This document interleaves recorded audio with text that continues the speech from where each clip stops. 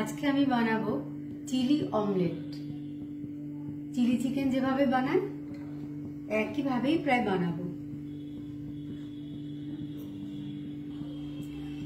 আমার হাজব্যান্ড আর ছেলের টিফিনের জন্য বানাবো। আমার হাজব্যান্ড মোটামুটি সবই খায়, কিন্তু আমার সমস্যা ছেলেকে নিয়ে, ও আবার সব খায় না। সেই জন্য আমাকে নানান রকম সব মাথা থেকে বার করে করে বানাতে হয়। আমার হাজব্যান্ডের এটা আবার খুব পছন্দের, বলে রুটি দিয়ে খেতে খুব নাকি ভালো লাগে। আমার ছেলেও এটা পছন্দ করে। দুজনের জন্য বানাবো, তার জন্য আমি দুটো অমলেট বানিয়ে নেবো আগে।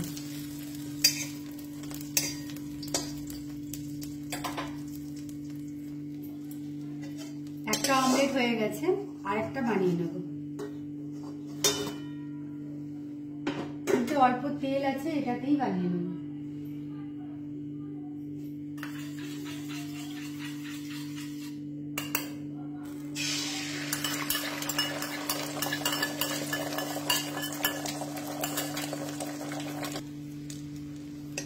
এই ডিমটা হয়ে গেছে, তুলে নিলাম।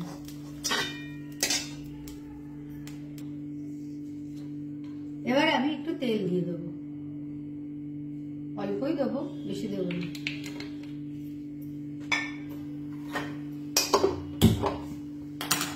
তেলটা গরম হয়ে গেলে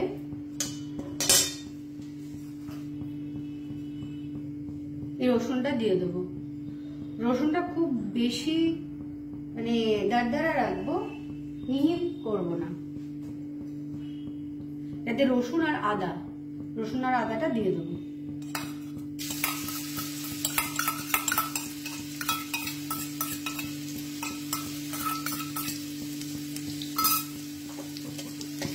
গ্যাসের আঁচটা আস্তে করে অল্প একটু নেড়ে নিয়ে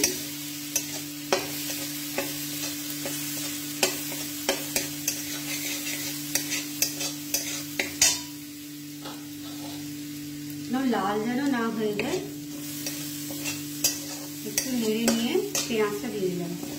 এটা এত তাড়াতাড়ি হয়ে যায়, এই জন্য আমি টিফিনের জন্য এইসব আইটেমগুলো সকালে এত তাড়াহুড়ো থাকে যে তখন আমার এই সমস্ত আইটেমগুলো করে দিলে আমার খুব সুবিধা হয়, খেতেও ভালো লাগে, হয়ে যাওয়া তাড়াতাড়ি। নুন দেব,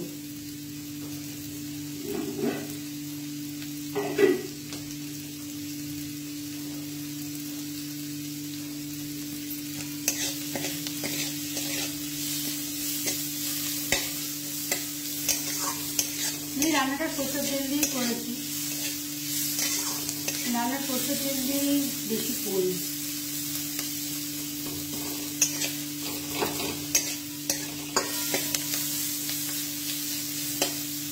পেঁয়াজগুলো মোটামুটি ভাজা হয়ে গেছে।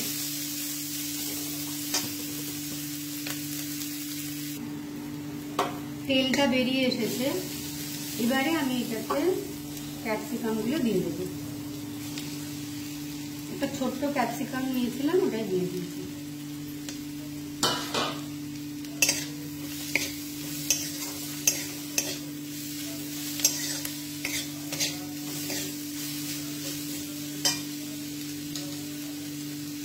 অল্প নেড়ে নিয়ে একটা কাঁচা লঙ্কা দিলাম। আমার ছেলে কাঁচা লঙ্কা ঝাল বেশি পছন্দ করে না, আমি একটাই কাঁচা লঙ্কা দিলাম। এবারে গরম জল দেব।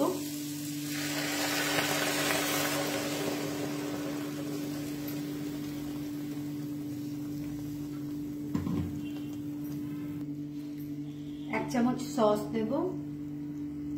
কোনোদিন টমেটো দিয়ে একটু কষিয়ে নিই, কিন্তু আজকে টমেটোটা নেই।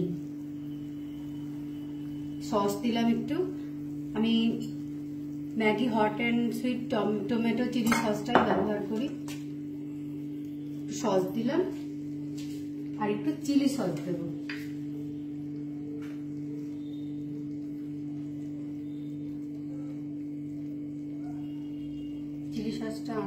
প্রায় শেষ হয়ে গেছে।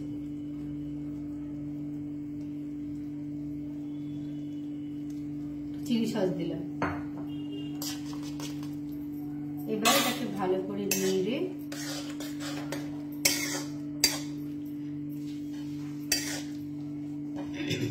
এই অমলেট গুলো দিয়ে দেব।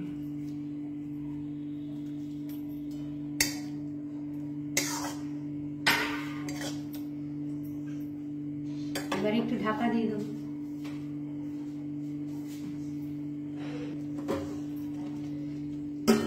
এভাবে 5 মিনিট রেখে দেবো। একটু মিষ্টি চাইলে দিতে পারেন। ঢাকনাটা খুলে দেখি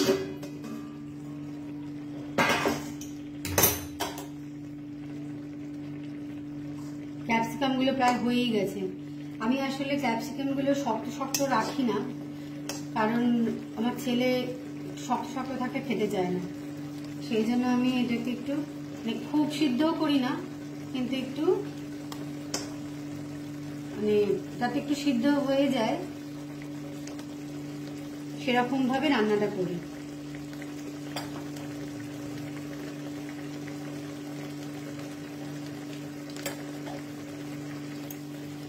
এবারে এই ঢাকনাটা খুলে রেখে জলটা পুরো শুকিয়ে নেব।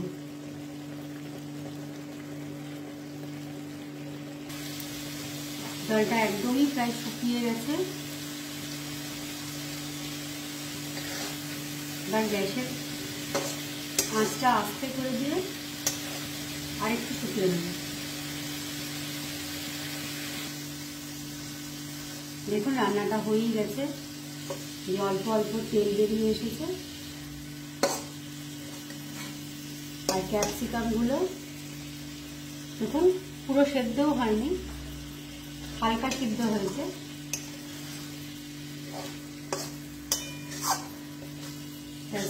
হয়ে গেল।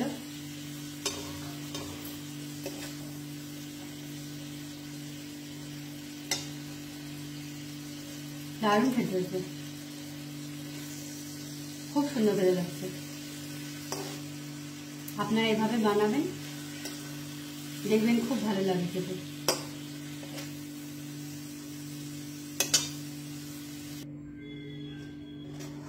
টিফিন বক্সটাতে এবারে রেডি করে ফেলি।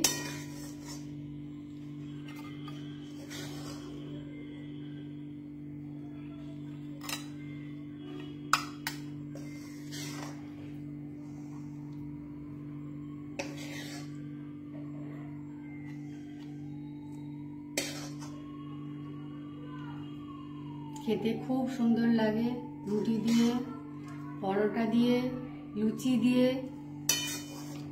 সবকিছু দিয়ে খুব ভালো লাগে খেতে। এমনকি ভাত দিয়েও ভালো লাগে, রুটি দিয়ে বেশি ভালো লাগে।